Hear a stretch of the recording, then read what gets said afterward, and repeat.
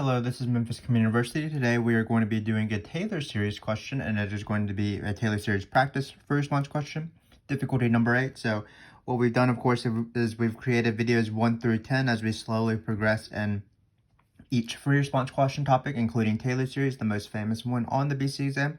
And today we have difficulty 8, so we are definitely getting up there in terms of difficulty. This one isn't actually as intimidating as it might sound if you know really your special function Taylor series as well as how to plug in and multiply. There is a very tricky question about error bound that we'll talk about at the very end.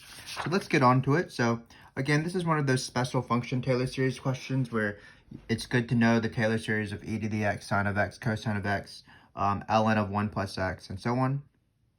And this is actually technically one because you can start off with the Taylor series of 1 over 1 minus x, and then you can slowly go to the Taylor series of f of x because that's what the question asks. What we would do is we would plug in minus x cubed, which is different, of course, than multiplying by 3x squared. We've done this in the past in these videos. I believe in video number 5 and video number 2, we started practicing plugging into a Taylor series and also multiplying by a Taylor series. But keep in mind that when you have a geometric series like this, remember that geometric series, the formula is a over 1 minus r. So when we do the Taylor series for an infinite geometric series on its radius of convergence, so that we know that it converges to a number, it's going to be this right here. It's oftentimes easier just to go from this formula and then identify what a and r is in this formula, basically going backwards and then creating the Taylor series. So that's what I'm going to do first. That's what I like to do for these general term Taylor series questions. Again, what you could have done is you could have started off with the Taylor series. We can write it on the side. We could have started off with the Taylor series of 1 minus x.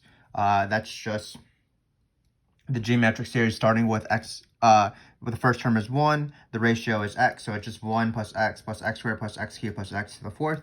Then what you could have done is you could have plugged in negative x cubed into your x, and then finally you could have multiplied by 3x squared to form the Taylor series of f of x.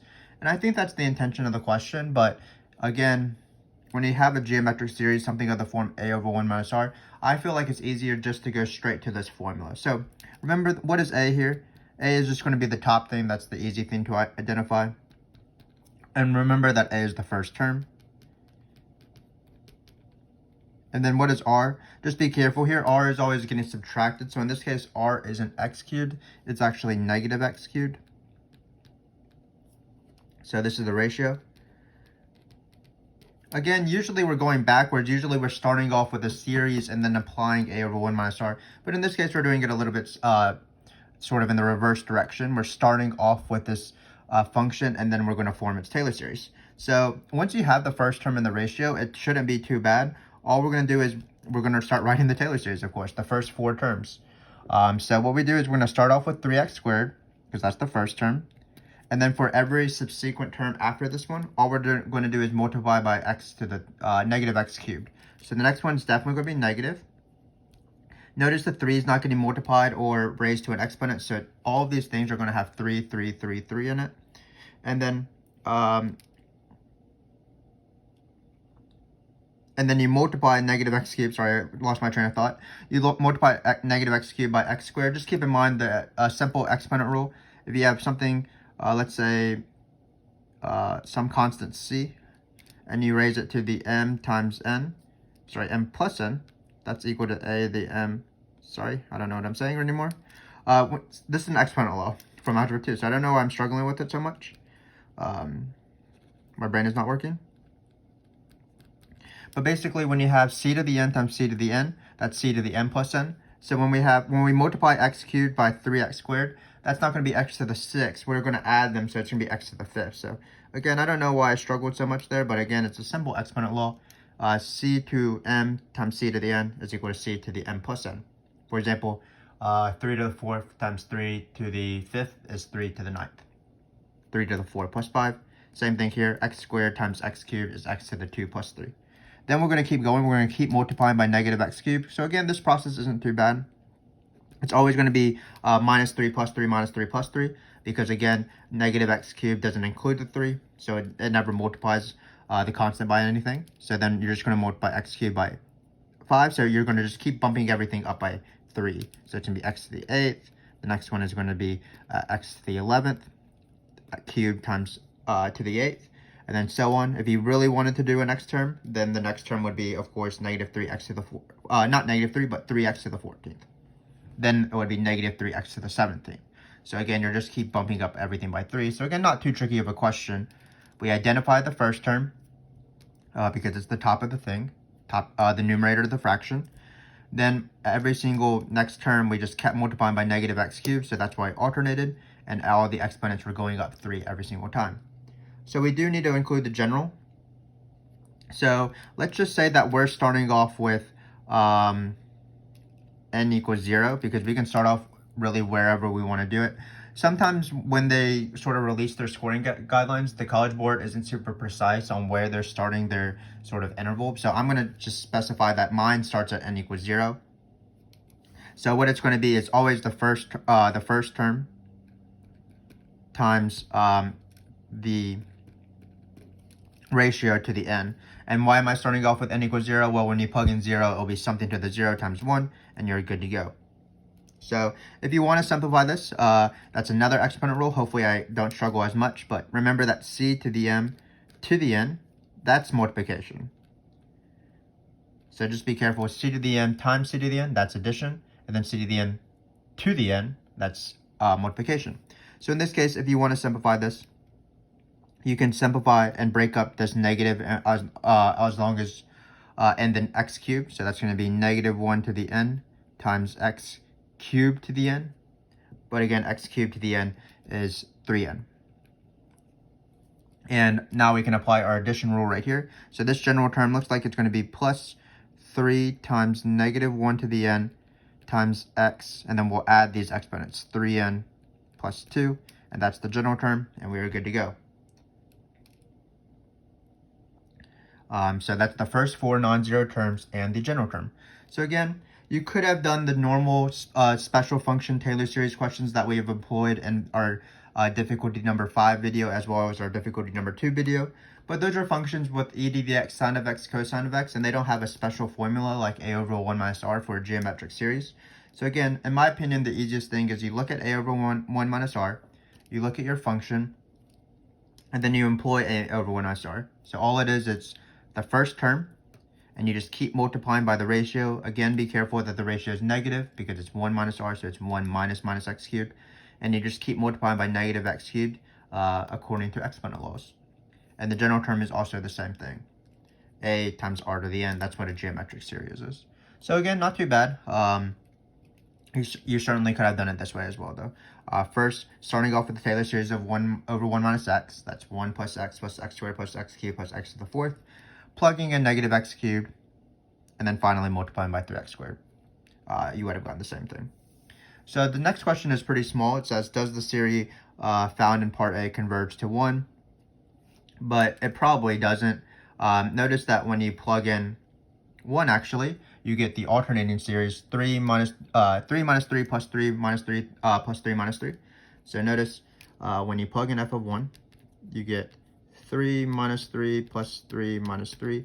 And you might think that this does converge because it's like, well, it's 0 and then it becomes 3 and then it's subtraction 3 and so on. But this actually doesn't converge. For example, if you take our terms right here, if you wanted to employ, for example, alternating series tests, well, one of the conditions for alternating series tests is that the terms, the limit of the sequence. So in this case, we would be talking about the 3, basically just 3. Those terms have to be going to 0, but of course the limit of the terms are 3, so they are not going to 0. So what's the best way to say that this series does not converge? Well, it's going to be the divergence test. So when f of 1, which is equal to 1 minus 3 plus 3 minus 3, or sorry, all of them are 3, this diverges, and so on, by the divergence test. Because, and what's the divergence test? It says the limit of n goes to infinity of whatever terms you are. So here we plugged in 1. So all of our terms are basically just 3 times negative 1 to the n. This doesn't equal 0. because this limit actually diverges. Probably wrong to say that this limit is 3 or negative 3. A limit has to be a single number, so actually it oscillates between 3 and negative 3. But again, it doesn't even matter what it actually is, as long as it's not equal to 0, or if it was just a number, it would diverge. So in this case, you might think that it converges because 3 minus 3, that's 0, plus 3. So some people think that it converges to 0, but in our calculus sort of sphere, when we define the series as a limit of the partial sums, then that limit will not exist because we're alternating between 3 and negative 3, 3 and negative 3. So this series does diverge by the divergence test. So that's what we have there. So now we have another special series question. So here we say the derivative of ln of 1 plus x cubed is this function right here. And then what we're going to do is write the first 4 non-zero terms of the Taylor series for g of x, which involves, of course, ln. So I think the intention of the question is also different than how I'm about to do it. Just like in this question, the intention is to start off with this Taylor series and slowly make your way to this one. But we sort of skipped that because we started off with this geometric thing. This is the same idea. So because they're telling me that the derivative of ln of 1 plus x cubed is this, because what they want me to do probably is they want me to probably take the integral of this series right here, which wouldn't be too bad. We would be taking the integral term by term, and then finally we would multiply by x, whatever we got. But in this case, I think it's easier just to do our normal special series questions, sort of the thing we sort of avoided on the first question because there was even an easier version of that. But what I would do is I would just start off with a Taylor series of ln of 1 plus x. I'm going to plug in x cubed, and then finally I'm going to multiply by x. So we're just going from one Taylor series to the next. Notice that in this entire free response question, no matter our strategies, we didn't go from the scratch formula, basically the Taylor series formula. The Taylor series formula, of course, being, we can write it over here randomly. It's f of a plus f prime of a over 1 factorial, really, x minus a to the 1 plus f double prime of a 2 factorial, x minus a squared, and so on. So notice we didn't do any of this because really there's two main Taylor series questions. Are you going to be using this formula if you have derivatives, or are you using special functions? In this case, we have special functions, so we don't have to use that formula. So in this case, in my opinion, the easiest thing is to not integrate it, but the Taylor series that we found. But rather, the best way is just to start off with the Taylor series of ln of 1 plus x. Let me remind you what that is. So ln of 1 plus x, that is going to be no factorials, x minus x squared over 2 plus x cubed over 3 minus x to the 4th over 4th. So just keep in mind what you might need to memorize and what you might not need to memorize. So I've seen them ask sine of x, e to the x, and cosine of x. All of those Taylor series, I've seen them ask just, do you know this Taylor series? For ln of 1 plus x, I haven't seen that quite often. I've seen it before where they just list out this Taylor series for you to be nice. Here they didn't list it out because, again, I think they want you to employ integration instead of actually doing what we're doing, but this way is easier. But it does require you to memorize the Taylor series of ln of 1 plus x. So now we are going to the Taylor series of g of x, but we're going to be taking two steps. So the first step is going to be plugging in x cubed. ln is kind of weird because it's not like sine of x, cosine of x, e to the x, where you just plug it in. So just be careful here. The formula for ln of 1 plus x is this. So we're not going to be plugging in 1 plus x cubed into x. We're just plugging in x cubed into x. So this is plug in x cubed. So we're going to get ln of 1 plus x cubed. That's going to be, we're going to place x with x cubed. And just be careful. So when we plug in x cubed, this is the exponent laws we struggle with on the first page, is x cubed squared x to the 5th or x to the 6th. Well, this is the this rule right here, so it's going to be multiplication. So when we plug in x cubed squared, that's going to be x to the 6th over 2. The next one is going to be x to the 9th. Again, we're multiplying, and x to the 12th over 4. So that's plugging in x cubed. Remember, plugging in x cubed is a lot different than multiplying by x. So multiplying by x in our next step will be distributing. Plugging in x cubed means replacing the x with whatever variable you want, or expression you want. So finally, we are going to find the Taylor series of GDDX. So we're almost done. It's going to be x times ln of 1 plus x cubed. So we're going to, again, distribute these x's. We're not replacing these x's with x's, of course. So basically, we're multiplying everything by x. So when we plugged in x cubed, remember we were doing this law more because we had x cubed to like the third, for example. But in this case, we are multiplying x by x cubed. So that's actually the addition exponent law. So for example, my first term is going to be x to the fourth, 3 plus 1. My next term is going to be x to the 7th over 2. Remember that ln's don't have any factorials, but they do alternate. And then it's going to be x to the 10th over 3 minus x to the 11th over 4. And we are actually done here. These are the first 4 terms. We can just move on. But again, the question would have been not too bad, I believe, if we had just taken the integral term by term, especially because all the terms are divisible by 3. So when you divide it in the fraction, nice things happen. And that's why they told us the derivative of ln is this function right here, the function we started off with. But in my opinion, it's a lot easier to go from one Taylor series to the next if you're just starting off with a special function and then you're either plugging in or multiplying. So in this case, we started off with ln of 1 plus x. That was memorized. Keep in mind that it starts off with x. It includes every single power, so it doesn't skip powers like sine or cosine. And then it alternates negative, positive, and there's no factorials. Then we plugged in x cubed, which means replacing all the x's with x cubed. Not too bad. For example, x cubed to the 4th is x to the 12th and not x to the 7th, for example. Then we multiplied x, so we FOILed all of this middle step, and we multiplied everything by x. That means basically adding 1 to every single exponent because of that exponent law. And that's this question. Again, not too bad. Perhaps one of the harder functions to work with, both the geometric and the ln. When you're working with e to the x, sine of x, cosine of x, as we did in difficulty number 2 and 5, it's more self-explanatory. Like this one, it's easier to do a over 1 minus r backwards. This one, you do want to be careful with this 1 plus. Some students get confused with that. But overall, it wasn't too bad. The hardest part about this question is this error bound question, which is kind of difficult.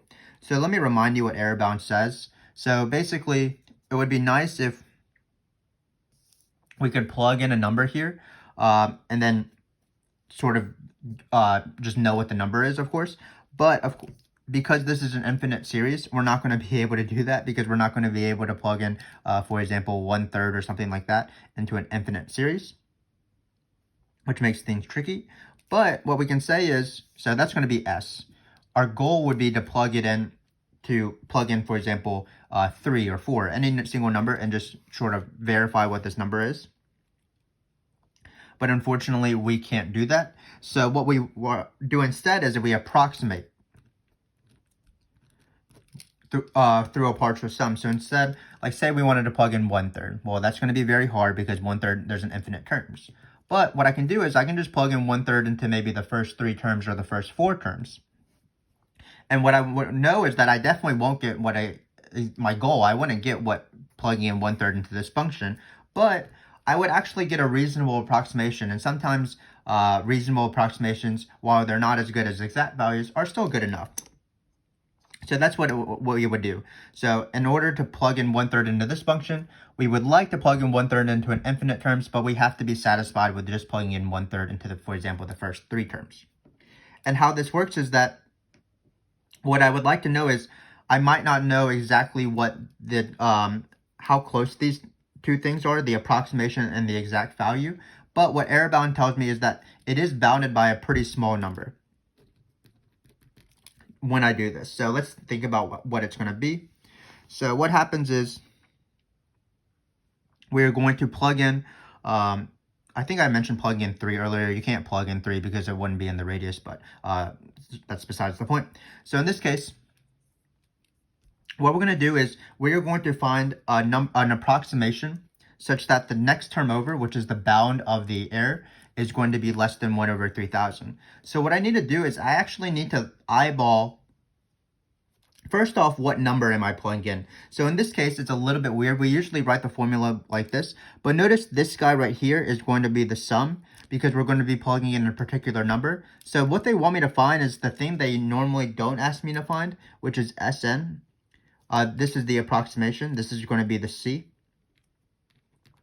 Usually they ask me to find this in a previous question, like they say, use the first two terms or the first three terms to approximate something. So you plug in that thing into the first 2 to 3 terms. And then the next question is the error bound, where you find the error bound and want to verify it's less than 1 over 3,000. But in this case, we're actually going to be working backwards. We're going to be starting off with a small error bound, and then we want to come up with the approximation. So instead of taking the approximation in one step and one previous question, and then finding the error bound, meaning the next term over in the next question, we're actually going to be starting off with the error bound and then looking at the previous term. So we're going to be looking at which term here, when we plug it in, some number is going to be less than 1 over 3,000. So the question is, of course, what number am I plugging in to get to 1/2 ln of 7/8? But hopefully you can eyeball it. Well, there's an x here, so it looks like we're going to be plugging in 1/2. So notice, when we plug in f of, this is g, so we can call it g. So we'll call it g. So when we plug in g of 1/2, notice you'll get 1/2 ln of 1 plus, sorry, I can't do fractions. This number should be a 9 to make this number work. Sorry, I can't do fractions, but as you see, when you plug in 1/2, it'll be 1 plus 1/2 cubed. And 1/2 cubed is 1/8, so that's why it should be 1/8 plus 8/8. So you actually do get 1/2 ln of 9/8. So my apologies for that in terms of my bad fraction. This works. But once you change the question to be this, now it's valid. So again, what number are we plugging in to our function to find the sum? We are plugging in 1/2. So it would be great to be able to plug in 1/2 into an infinite number of things, and we would be able to find this exactly, but we can't do that because we have other things to do with our lives. So what we're going to do is we're going to only plug in 1/2 into a set number of terms. And what we want to see is when we plug in 1/2 into like the first 2 terms, the first 3 terms, the first 4 terms, the fourth partial sum or the third partial sum, what we want to know is how close is that, and when will it be where that approximation will be less than 1 over 1,000. And the approximation, the error bound of the approximation is always the next term over. So what we're going to do is we're going to plug in 1/2, and we're going to plug in 1/2 until it's smaller than 1 over 3,000. Because we want an error bound smaller than 1 over 3,000. We want a term that's smaller than 1 over 3,000 when you plug in 1/2, so that the previous ones, the previous partial sums, is the sum you're looking for. So let's just eyeball this, because when you plug in 1/2, that's actually a decent number, because it's easy to find multiples of 1/2, because it's easy to find multiples of 2. Remember, we're doubling on our finger, so it's 2, 4, 8, 16, 32, 64, 128, 256, 512, 1024, 2048. You might have played the game 2048. So for example, when you plug in 1/2 into this, it'll be 1/2 to the 4th. That is 2, 4, 8, 16. That's not big enough. Then when you plug in 1/2 into the 7th, that's still a pretty big number, 2, 4, 8, 16, 32, 64, 128. But when you do 128, 1 over 128 divided by 2, that's going to be 1 over 256. That's still not smaller than 1 over 3,000. So this is actually the term we're probably looking for. Because notice, when we plug in 1/2,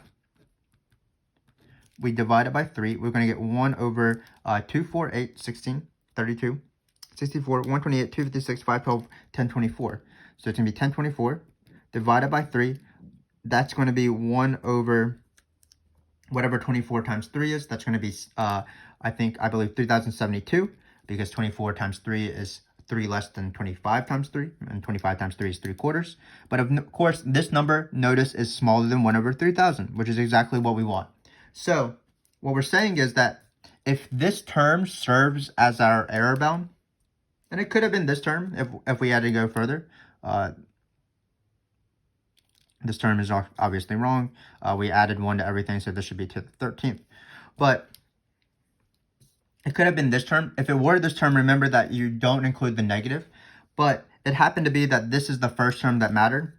So when we plugged in 1/2 here, our error is going to be less than 1 over 3,000, which is exactly what we want. So that's the bn plus 1, if you want to count this as b3 then. So then what's the partial sum that we're going to use to approximate it? It's going to be these two terms right here. So again, this is very complicated, but hopefully this makes sense. Again, it's not the normal question of here's an approximation, do the approximation and then find the error bound. It's starting off with an error bound small enough to get the approximation you want. So again, it is very tricky, but basically the answer will be S2. We're going to plug in 1/2 into this. So it's going to be 1/2 to the 4th minus 1/2 to the 7th, 1/2 to the 7th over 2. Actually, we did this before, but 1/2 to the 7th over 2 is actually 1/1/2 to the 8th because you're dividing it by another 2. So remember that 2 to the 4th is 2, 4, 8, 16, so it's 1/16. And then 2 to the 8th was 2, 4, 8, 16, 32, 64, 128, 256. What we need to do is we need to multiply everything by 2 to the 4th over 2 to the 4th to get a common denominator.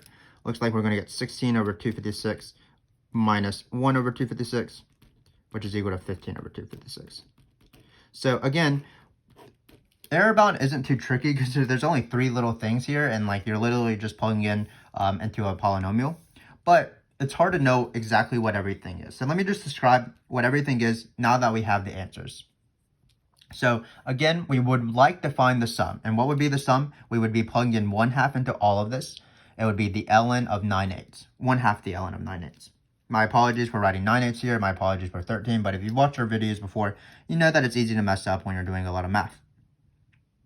Errors are okay if you're able to catch them. And even if you're not able to catch them, and hopefully there will be eventually a guide to you. So again, when we plug in 1/2 into an infinite number of terms, that would be s. We can't find that, but we can approximate s by only plugging in 1/2 into these 2 terms. When we do that, we get this. So while our infinite sum, while 1/2 ln of 9/8 is not 15/256, it is decently close. And how decently close to it is it? Well, it's when you put, it's the error bound, and the error bound is plugging 1/2 into the next term over. So when we plugged in 1/2 into the next term over, we end up getting 1/3072, which is a very small number. So actually, this number is a very good approximation for s. The only thing in this question that made it slightly hard is that we didn't find the approximation first and then find the error bound, which is the usual order of these questions. We've done that before in this video series. We started with an error bound we wanted. So what we were doing is, instead of finding the partial sum, looking at the next term over, we were looking at terms to make sure we had a good error bound, and then we were looking at the previous partial sum. So instead of partial sum next term, we were looking at terms and then looking at the previous partial sum. Everything was backwards in this question, which is why, in my opinion, it is a difficult question. But hopefully that makes sense. Whenever I teach error bound, sort of my students ridicule me because they don't think I teach it well, and it's probably the case because it is a very difficult concept. But what I'm trying to emphasize is what this even means. There's an infinite sum that you can't add up because it's infinite. We can approximate it though. How good is this approximation? It's the next term over, the absolute value of the next term over. So if this were the next term over, and again, it's to the 13th, you wouldn't include the negative. So that's my spiel for the day. Again, this is a very hard free response question. All Taylor series questions are, in my opinion, very hard. But just keep in mind what we did here. So when we have a function like this, the easiest way to create our Taylor series for it is just do reverse a over 1 minus r for a geometric series. Identify the first term, identify the ratio. So that's this right here. This is the negative of this, and then just multiply term by term. We saw that when we plugged in 1, it definitely diverged because it oscillated between 3 and -3. The sequence does not go to 0. Then we wanted to do this Taylor series. We could have maybe integrated, but we found that it was easier just to start off with the Taylor series of ln of 1 plus x, plug the next key, and plug in x, like normal, and we should have been more careful with our terms. Finally, we have this strange error bound where we're starting off with the error bound we wanted. So what we did is we plugged in 1/2, because when you plug in 1/2, you get exactly this, if it's correct, of course. And when we plugged in 1/2, we were able to finish the question because we noticed that when we plugged in 1/2 here, that's going to be a good error bound. So the approximation that we want is by plugging in 1/2 into the first 2 terms, the terms before that next term. So hopefully this made a little bit of sense. I did maybe explain everything as streamlined as I would want. but Taylor Series questions are very hard. And if you want to see even harder Taylor Series questions, I would recommend watching the next 2 videos, difficulty number 9 and 10. Taylor Series questions are just pretty difficult, but hopefully the goal of this series has been to sort of gain exposure to Taylor Series questions, practice them, sort of master them as we slowly progress in difficulty. So hopefully I will see you for that difficulty 9 and 10 video. Thanks again for watching, and goodbye.